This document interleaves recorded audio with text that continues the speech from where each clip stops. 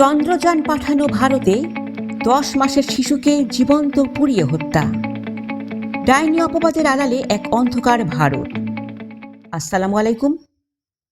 যে দেশ আজ পৃথিবীকে কৃত্রিম বুদ্ধিমত্তা বা এআই শেখানোর কথা বলছে, যে দেশ মহাকাশ জয়ের স্বপ্ন দেখছে, সেই ভারতের বুকেই কি আজও মধ্যযুগীয় বর্বরতা বেঁচে আছে?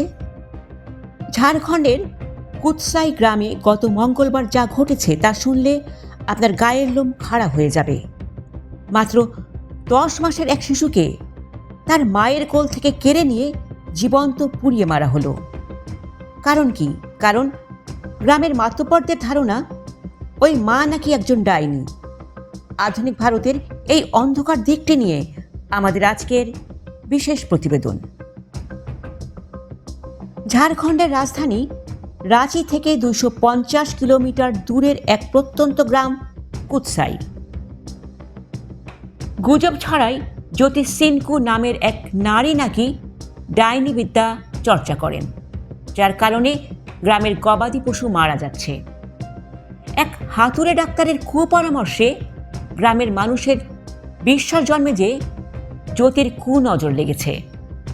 মঙ্গলবার রাতে প্রায় 12 জনের এক উন্মত্ত দল জ্যোতির বাড়িতে হামলা চালায়।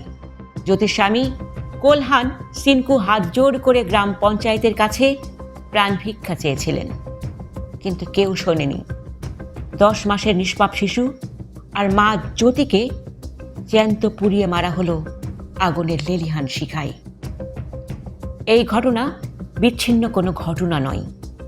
কিছুদিন আগেই ভারতের বিহারে একই পরিবারের 5 জনকে ডাইনি অপবাদে পিটিয়ে ও পুড়িয়ে হত্যা করা হয়।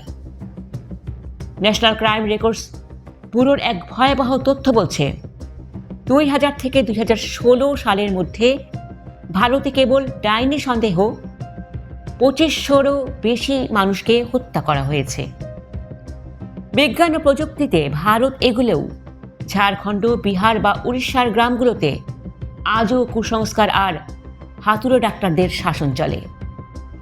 স্বাস্থ্যসেবার অভাব আর দারিদ্র মানুষকে বাধ্য করছে জাদুটোনায় বিশ্বাস করতে, যার শেষ পরিণতি হচ্ছে এই ধরনের বীভৎস রক্তপাত।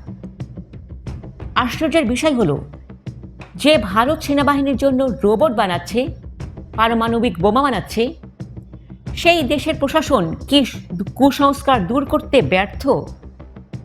ভারতের বিশাল আইটি ইন্ডাস্ট্রি আর সিলিকন ভ্যালি কি তবে কেবল শহরের জন্য? গ্রামের এই আদিবাসী মানুষগুলো কেন আজও হাতুড়ে ডাক্তারের কাছে জীবন তুলে দিচ্ছে? বিশেষজ্ঞরা বলছেন, এটি কেবল কুসংস্কার নয়, বরং আদিবাসীদের জমি দখল এবং ব্যক্তিগত শত্রুতা মেটাতেও এই ডাইনি অপবাদকে অস্ত্র হিসাবে ব্যবহার করা হচ্ছে। 10 মাসের সেই শিশুর অপরাধ কি ছিল? আধুনিক বিজ্ঞানের জয়গান গাওয়া এই পৃথিবীতে কি তবে মানবিকতার কোনো মূল্য নেই? ভারতের এই অন্ধকার দিকটি নিয়ে আপনার মতামত কি?